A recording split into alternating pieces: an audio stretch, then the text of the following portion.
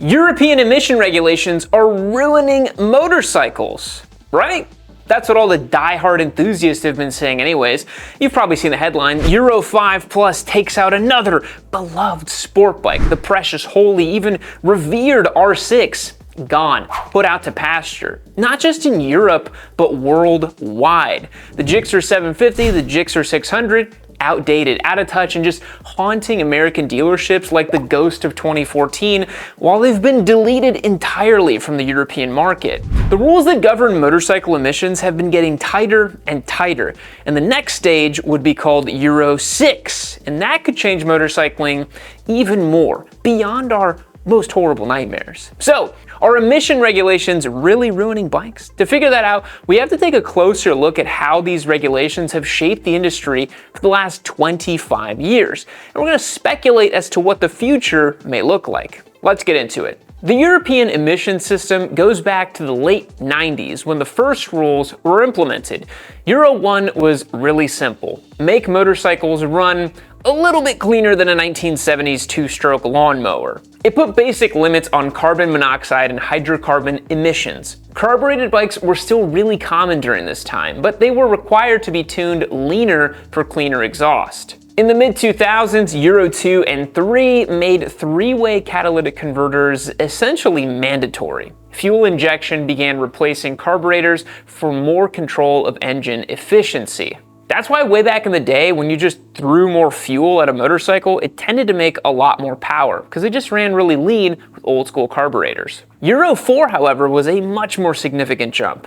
Much stricter emissions regulations were put in place. This resulted in not just mandatory catalytic converters, but onboard diagnostics, evaporative emission control systems, and even mandatory ABS for bikes in the EU. Bikes burned cleaner, but they also became significantly more complex to build and maintain. Euro 5 cut emissions further, and then Euro 5 Plus introduced advanced onboard monitoring systems, real-world durability testing, and stricter limits on noise. That was a big issue, especially for us here in America. Euro 5 is what sent a lot of older platforms into retirement. That's why bikes like the R6 or even the Gixxer 600 in Europe, and even some older bikes like Ducati Monster 821 are just gone. Manufacturers couldn't justify the cost of redesigning them to meet current standards. In Europe, cars are nearing Euro 7, which could give us some clues about what Euro 6 regulations might look like for motorcycles. For cars, Euro 7 actually introduces things like brake dust and tire particle limits, meaning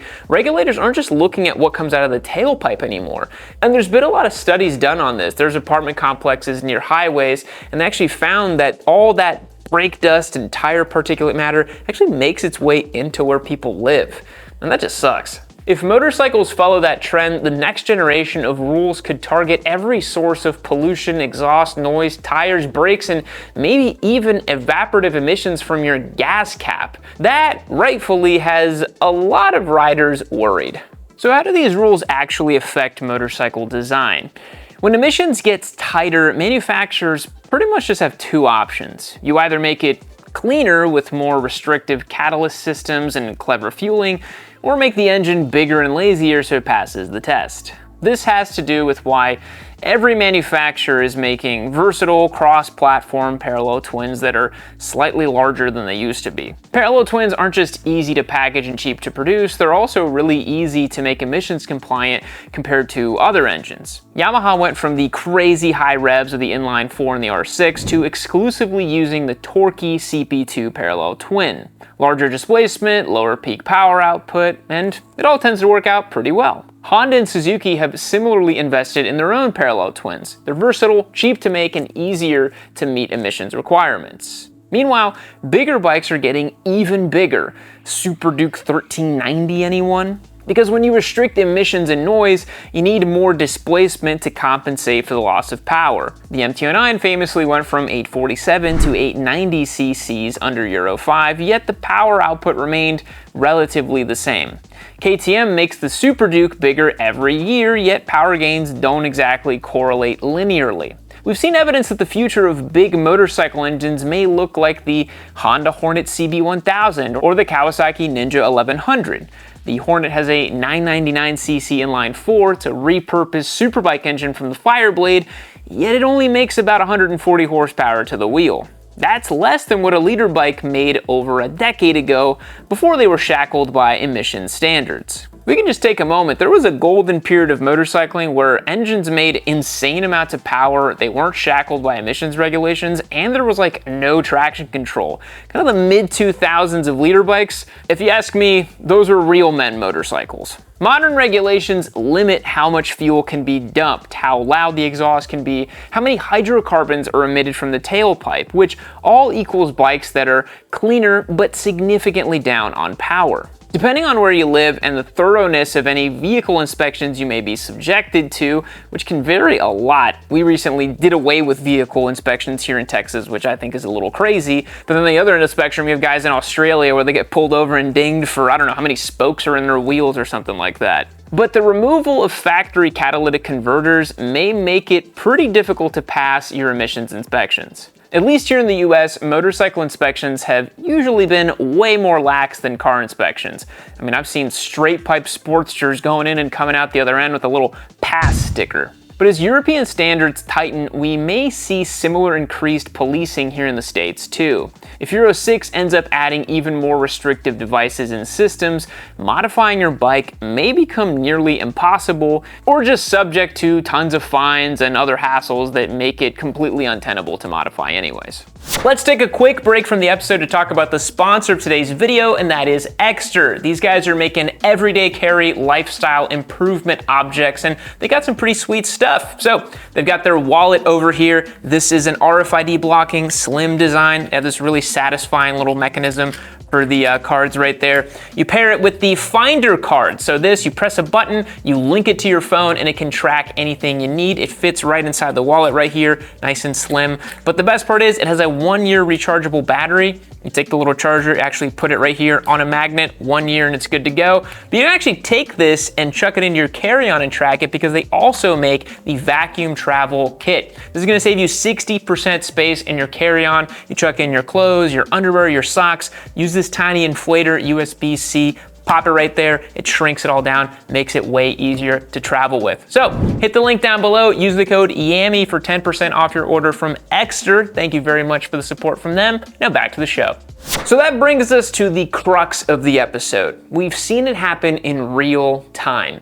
Emissions are ruining motorcycles. Performance and character are now an afterthought. Modern emission tests force engines to run lean at low RPMs. Less fuel, less power, and a more muted throttle. That dead spot in second gear on the R9 and MT09, we certainly have Euro 5 to thank for that. Back in the 2000s, an inline-4 liter bike made 150 to 160 horsepower easily. Now the same displacement under Euro 5 barely cracks that number, with added weight to boot. The Ninja 1100 has a big stonkin' inline-4. It makes like 137 horsepower and weighs 516 pounds. It's crazy. Feels like we're going backwards, right? Bikes have massive catalytic converters, extra plumbing, more sensors and systems, all these things that makes them heavier, more complex, and more expensive. Someone has to pay for all these advancements, and at the end of the day, it's gonna be you. Emissions regulations are also leading to displacement creep across every category. Engines are getting bigger to make up for power loss from emissions control. A bigger engine making the same power will produce fewer pollutants than a smaller engine that's highly strung. But eventually, a bigger engine means more weight without the power to match. When will it end? You can also see the parallel between displacement creep and electric motorcycles. Electric motorcycles have never caught on because you can't hide the weight of a massive battery on a bike. If a car battery weighs 1,000 pounds, shove it under the floor and nobody's gonna notice. On a bike, an extra 200 pounds is going to make it damn near unrideable. It's the same idea with motorcycles. There will eventually be a point where engines and catalytic converters cannot get any bigger. Will every beginner bike have a 750cc engine that makes 40 horsepower and gets 90 miles to the gallon? The NC 750 would become the world's gold standard. Is that the kind of future you want to live in? I don't think so. They want you to eat bug protein and never have bikes with more horsepower. What the hell? Another issue these rules create is how they limit what you can do to your bike. As emissions tech gets more advanced, systems require more sensors, more ECU intervention, and even more proprietary software. Yeah, I'm thinking the same thing. It's getting expensive and getting crazy. With Euro 5 Plus, catalyst efficiency is monitored in real time, just like your wife's crossover SUV. That means if your bike throws an O2 sensor code because of catalyst inefficiency, you can't just hammer the honeycomb from the inside of the pipe and expect the bike to compensate. Under Euro 5 Plus, a catalyst inefficiency code puts the bike into limp mode, which requires immediate dealer attention.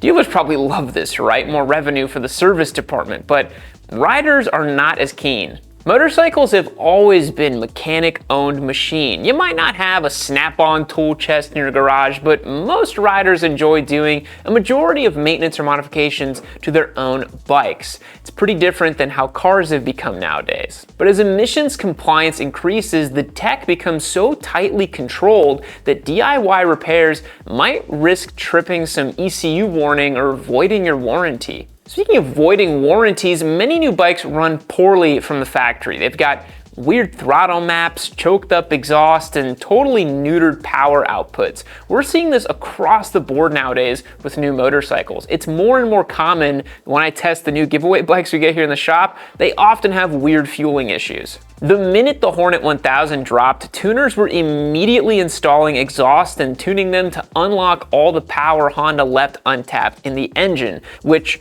here in North America, that was something to the tune of about 30 horsepower. That's a ton. But it voids your warranty. And a lot of people like having warranties. It's one of the best reasons for buying a brand spanking new motorcycle. And technically, a full catless exhaust is illegal for street use, which also matters to a lot of people.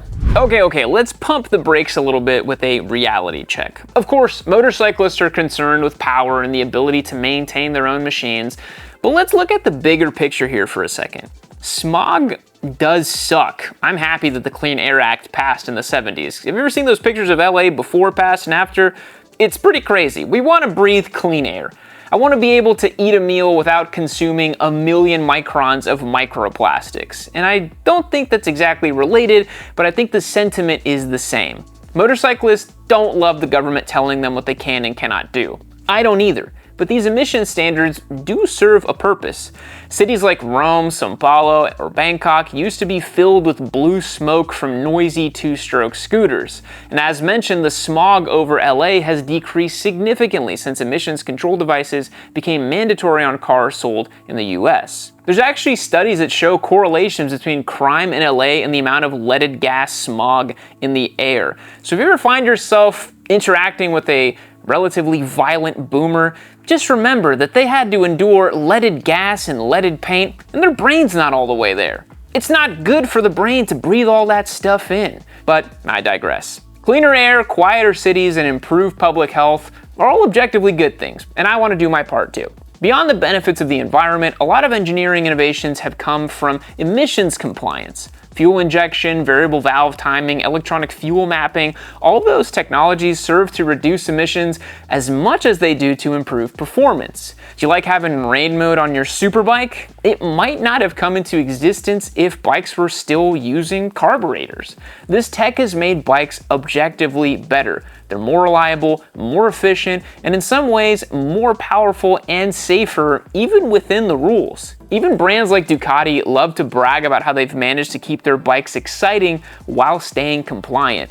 And it is pretty crazy when you think about what they can do even within those compliance regulations. When Ducati updated the Street Fighter V4 for Euro 5, they claimed, despite stricter emissions, peak power remains at 208 horsepower with optimized torque delivery and smoother throttle response. I mean, we live in pretty amazing times, right? You can buy a 200 plus horsepower leader bike from a variety of manufacturers that's clean to run and with a warranty. That kind of stuff was unthinkable back in the 70s. Manufacturers are also experimenting with ways to make power more efficiently. Honda's supercharged V3 concept is a perfect example. The idea is a smaller, lighter engine that uses forced inductions to meet emissions while maintaining performance.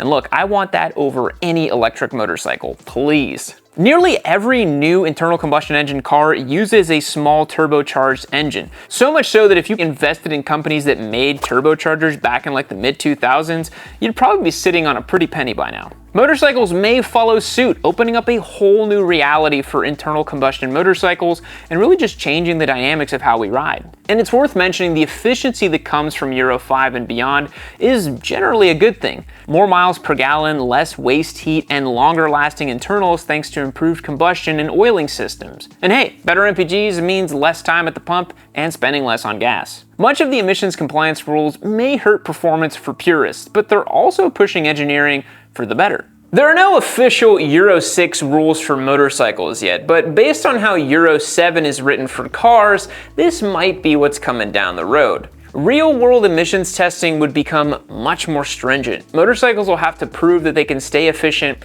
not just in a lab, but in real traffic at different altitudes and testing. Durability testing is also being extended. Euro 5 Plus requires emission systems on motorcycles that have a top speed higher than 80 miles per hour to remain functional for 22,000 miles. This mileage range may be pushed even further beyond that 22,000 figure, although many of y'all's bikes never even see 20. Noise regulation tests may expand as well, not just static noise tests, but drive-by and acceleration tests like cars face. As I mentioned earlier, one of the biggest Euro 7 elements for cars is a focus on non-exhaust pollutants like brake pad dust and tire particulates. These may make their way onto motorcycles as well, where manufacturers will need to invest in low dust brake materials and different tire compounds. Geez, not like OE tires can get any worse, right? Looking at this thing. Because as any motorcyclist knows, bike tires wear way faster than car tires already. So if tire particles are a concern for Euro 6 compliance, motorcycles may be in trouble. There might also be stricter penalties for removing emissions equipment or tuning ECUs. Now, while these Euro 7 car rules don't apply to motorcycles, it's clear where regulators are headed. Bikes are always kind of like 10 to 15 years behind the curve of whatever's happening with cars, so you kind of look to them for the future of bikes. I'm not liking what I'm seeing. Because if that happens, bikes may continue to get heavier, quieter, and more expensive. Motorcycles are facing the same existential crisis cars did about 30 years ago. Back in the day, car enthusiasts thought computers and control devices and proprietary tech would ruin everything for hobbyists or builders. But they didn't. You could say that despite the bemoaning of forum dwellers, car culture remains reasonably strong. And while I live in Texas, not France, I still see and hear a straight-piped Mustang like 5 times a day. While things are changing and motorcycles might not look the same way they do now or offer that same unbridled thrill of an analog 90s sport bike, I don't think they're going to entirely lose their allure. If anything, we could be entering some sort of new renaissance. Forced induction engines, some sort of hybrid assist system, synthetic fuels, those might all be the next frontiers. Ducati's been testing on synthetic e-fuels that can make internal combustion engines nearly carbon neutral. So take that, electric bike lovers. So even if Euro 6 is brutal, we might see new life breathed into motorcycles through creative and novel engineering endeavors. It's like they always say, scarcity breeds innovation, and having a ton of constraints makes engineers work a little bit harder. Electric motorcycles have a massive uphill battle to serve as a realistic solution, so instead, ICE bikes must evolve and persevere. All right, so are emissions regulations ruining motorcycles? Sort of, but not completely. Some legendary models have been killed, powerful engines have been nerfed, and bikes are bigger, quieter, and more complex than they used to be. Manufacturers seem to be pushing towards cookie-cutter engine designs instead of fire-breathing exotica of the past. But these restrictions have given us more efficient, longer-lasting engines, plus cleaner cities. I mean, did you ever think we'd say the words Ducati and reliable in the same sentence? I didn't. And now they make V4s that can go forever and make a ton of horsepower. Motorcycles aren't going anywhere, don't worry. They're just changing. Everything motorcycles are experiencing, cars have already endured. So maybe if Euro 6 brings new challenges for motorcycles, it will spawn innovations our brain-rotted, terminally online minds cannot even comprehend yet. Of course, let me know what you guys think down below. Do you think Euro 6 is going to be the death knell for motorcycles? Or are we just going to get bikes that are bigger, bloated, boring, and the really cool stuff is just reserved for rich people? Oh, it turns out that that's the way everything's going, I guess. I don't know. Thanks so much for making it all the way to the end of this deep dive. I will catch you guys in the next one. See you later.